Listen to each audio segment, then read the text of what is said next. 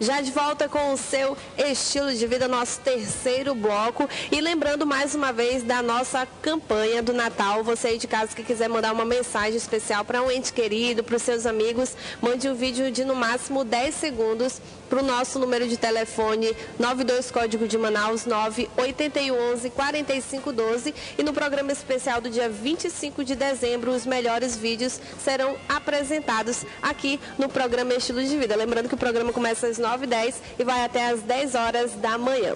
E dando continuidade ao nosso assunto de hoje sobre infertilidade, aqui ao meu lado está a Dária Neves, ela que é ginecologista. E agora, Dária, a gente vai acompanhar a nossa repórter Naine Carvalho, que foi até as ruas para saber quais as principais dúvidas das pessoas no nosso assunto de hoje, que é a infertilidade. Vamos conferir.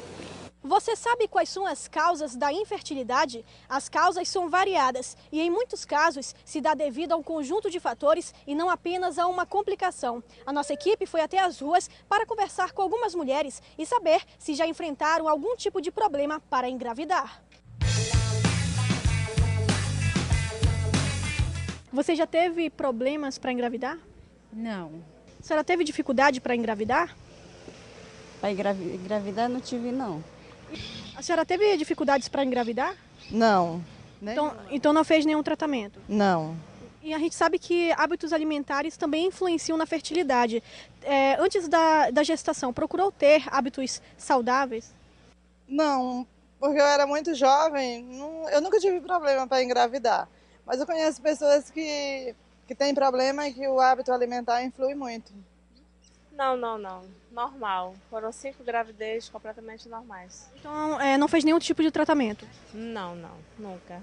A gente sabe também que os hábitos alimentares, eles influenciam na questão da fertilidade. Antes da gestação, procurou ter cuidados com a alimentação?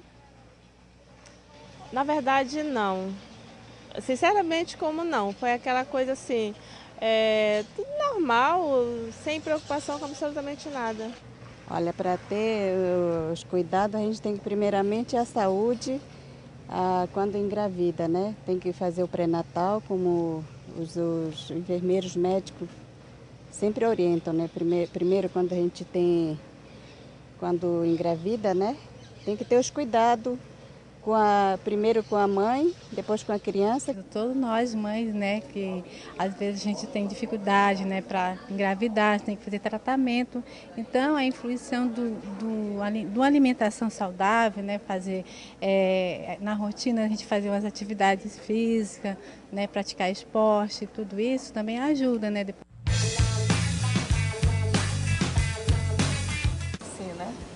Dária, a gente percebeu que só uma pessoa respondeu que sim, até porque a questão da infertilidade, ela é considerada mais uma doença para as mulheres que vivem estressadas, né? A gente pode dizer, é a doença da mulher estressada, a infertilidade.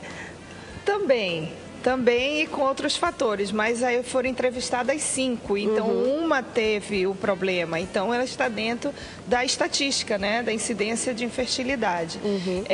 Mas realmente o estresse influencia muito, o período, quanto mais adiar, quanto mais passar da idade reprodutiva, que é em torno dos 35 anos, a partir daí começa a diminuir essa idade reprodutiva, as dificuldades vão ocorrer pela má qualidade de ócitos e também vão aparecer novas patologias, né? Endometriose, miomatose uterina, pólipo, alterações na trompa, devido a doenças inflamatórias pélvicas ou a própria endometriose levando a essas alterações. E não esquecer também que não é uma causa somente feminina. Também masculina. O homem também tem uma diminuição de esperma. Então, em muitos casais, a causa está no homem. Por isso que é o primeiro exame que deve ser pedido quando se faz a avaliação. O exame do homem e os exames que a mulher vai ser submetida para saber se todo o pertuito por onde o esperma passa e onde ocorre a ovulação está normal. E Dária, uma pergunta, a questão das mulheres que usam constantemente ou desde muito cedo fazem uso do anticoncepcional, isso pode estar relacionado com uma questão de infertilidade também? Não, não. O uso do anticoncepcional não está. Ele vai estar fazendo a sua ação no momento do uso, que vai levar à anovulação. E, inclusive, ele vai estar protegendo de ter uma endometriose, protegendo esse ovário micropolicístico de que ele fique com sua cápsula extremamente endurecida, evitando que futuramente essas anovulações ocorram. Vai estar protegendo ela na questão do tampão mucoso, o muco cervical fica mais hostil e de alguma forma a protege de algumas bactérias, tá? Então, estou falando dos anticoncepcionais hormonais. O uso do DIU não leva à infertilidade. Ela vai ter uma infertilidade usando um DIU se ela tiver acometida de várias vezes doenças inflamatórias pélvicas, e isso através de adquirir pela via sexual doenças sexualmente transmissíveis, tá? Então, os usos dos anovuladores, que são os anticonceptivos, não levam à infertilidade. Ok, agora a gente vai para a nossa arte número 4, que fala sobre o diagnóstico. Qual o procedimento que é utilizado para identificar a infertilidade na mulher? Na mulher, especificamente, nós devemos avaliar se ela está ovulando, se ela tem uma boa reserva ovariana. Isso é através de dosagens hormonais, através de ultrassonografias seriadas de acompanhamento de ovulação. Existe um exame que se chama histerosalpingografia. Este exame vai avaliar a cavidade uterina e as trompas. Então, esses são os exames básicos.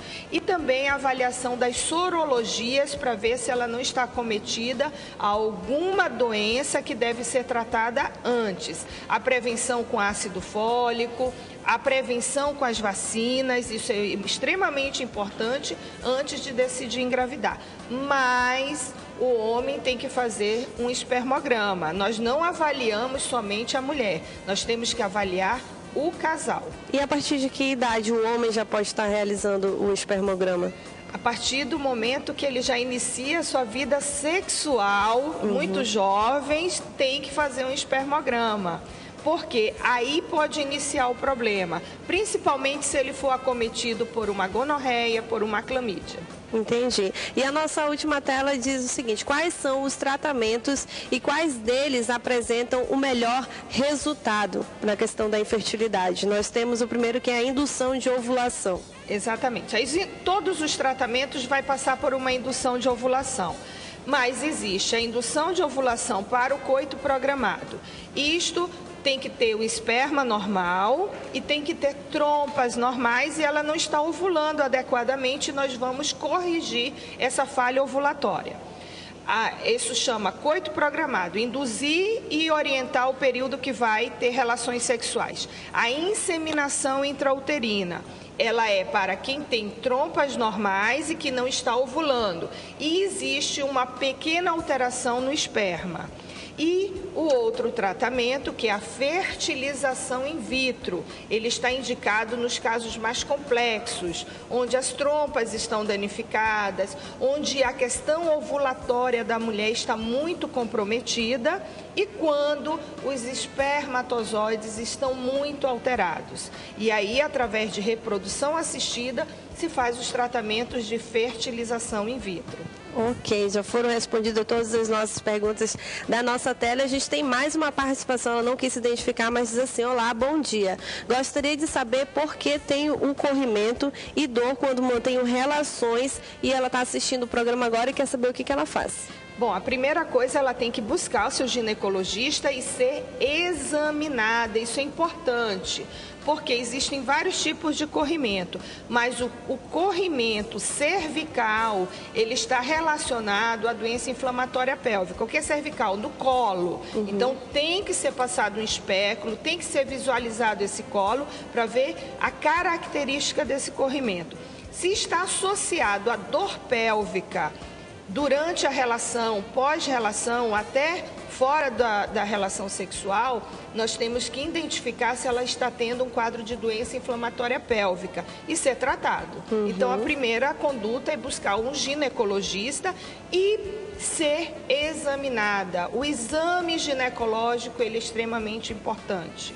Com certeza. Eu gostaria de agradecer, Dária, pela sua presença aqui. Pode ficar à vontade para fazer suas considerações finais. Ok, muito obrigada pela oportunidade de esclarecimento a muitas mulheres. Aqui em Manaus existem serviços que atendem essas mulheres. A nível de rede pública, existe um serviço que atende para dar diagnóstico. Para tratamento, nós temos muitas dificuldades a nível da rede pública em Manaus. Mas tentamos. Então, na Universidade Federal do Amazonas, futuramente no PAN da Codajás, tem um núcleo de atendimento em relação à infertilidade, está em breve sendo iniciado, tá?